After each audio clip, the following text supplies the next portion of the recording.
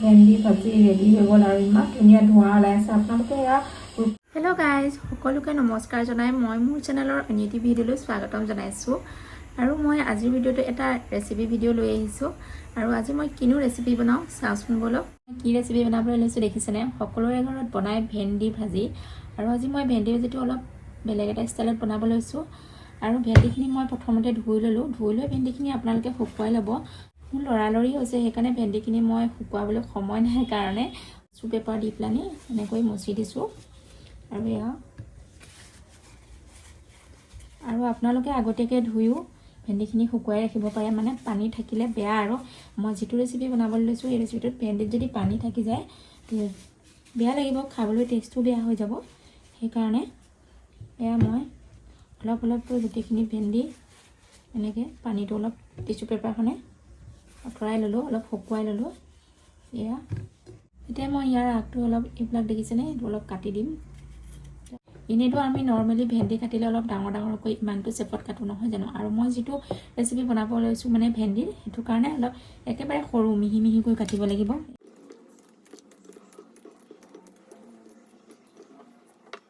আৰু এইফালে মই ভেন্দিখিনি সৰু সৰুকৈ কাটি ৰেডি কৰি ল'লোঁ দেখিছেনে। ভেন্দিখিনি অলৰেডি কটা হৈ গ'ল। আৰু ভেন্দিখিনি কি কাৰণে শুকুৱাই ল'ব লাগে জানেনে? কিয়নো কটাৰ পিছত এনেকৈ যিটো আঠা আঠা নিচিনা হৈ যায়, সেইটো ইয়াত হোৱা নাই দেখিছেনে। ধুনীয়া একদম ফচফচীয়া হৈ আছে। সেইকাৰণে একদম ভেন্দিখিনি ধোৱাৰ পিছত শুকুৱাই ল'ব লাগে, অলপ আগতে ধুই ল'ব লাগে, নহ'লে মোৰ লৰালৰি হ'ল ধোৱাৰ কাৰণে। সেইকাৰণে টিছু পেপাৰে টুকি ল'লোঁ পানীখিনি।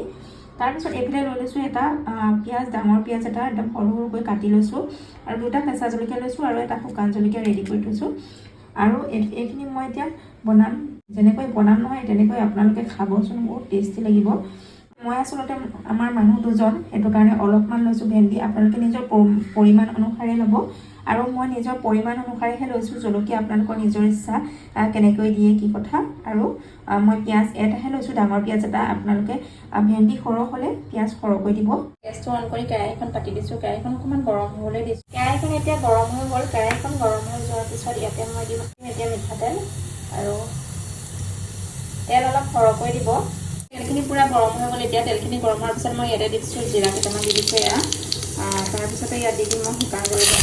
আৰু এতিয়া দি দিছোঁ কেঁচা জলকীয়া।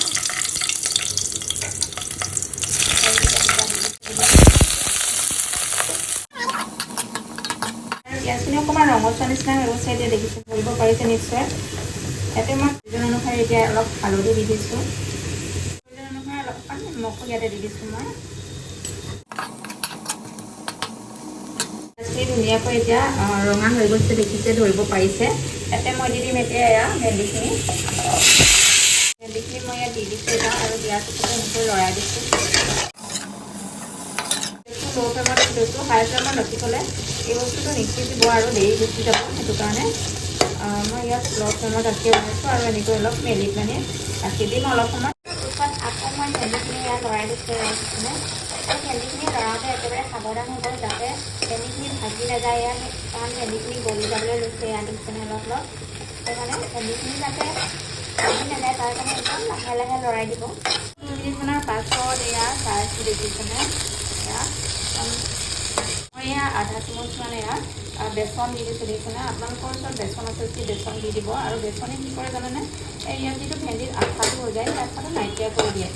মই বেচনখিনি দি অলপ লৰাই দিওঁ। ফাইনেলি এতিয়া ভেন্দি ভাজিখন হৈ গ'ল দেখিছেনে। আৰু ভেন্দি ভাজিখন এতিয়া আপোনালোকে আঠা দেখি পাইছেনে, আঠা নাই দেখিছেনে।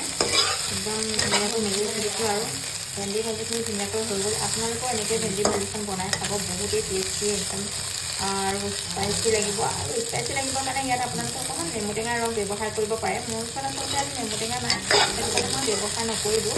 আপোনালোকৰ ওচৰত যদি নেমু টেঙা থাকে তো নেমু টেঙাৰ ৰস অকণমান ব্যৱহাৰ কৰি দিব পাৰিব। তেতিয়া বহুতেই টেষ্টি আৰু য়াম্মি লাগিব, স্পাইচি লাগিব।